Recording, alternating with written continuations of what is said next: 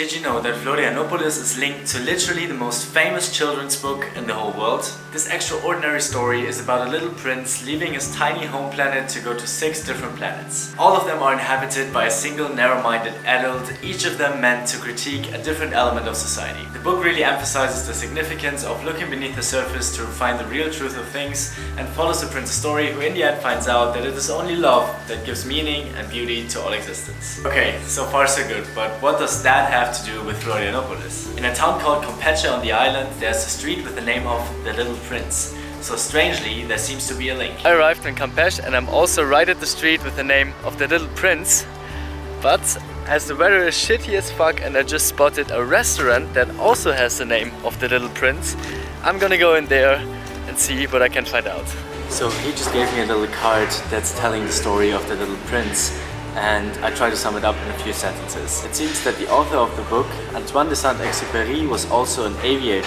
During the 1920s, he was strongly involved in establishing the first ever flight connections between South America and Europe. Precisely because of that, Saint-Exupéry made numerous stops between 1929 and 1931 here in Campeche. Why?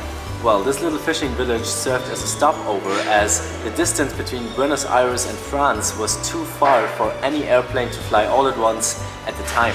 So the author and pilot made many friends amongst the fishing people living here. And here in the town, the pilot is remembered and commemorated by naming the main street Avenida Pequeño Príncipe. So this is the connection between this world-famous novel and this little town here in Florianopolis.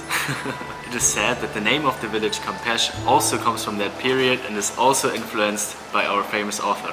Or the region was locally only known as Campo e Pesca, which in English translation means farmland and fishing, and translated into French means champ et pêche.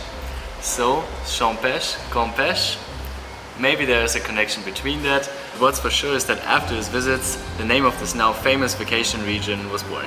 Saint-Exupéry wrote this really special novel that until today inspires hundreds of millions of people to not only see things on a superficial level, but to really look what's behind the curtain. Also, the message of love and kindness being the key to a meaningful life truly touched me. As he says, the eyes are blind, one must look with the heart. And I exactly intend to do that during my mission of living my last 30 days as a free man. Thank you so much for watching, and let's discover more of Brazil tomorrow.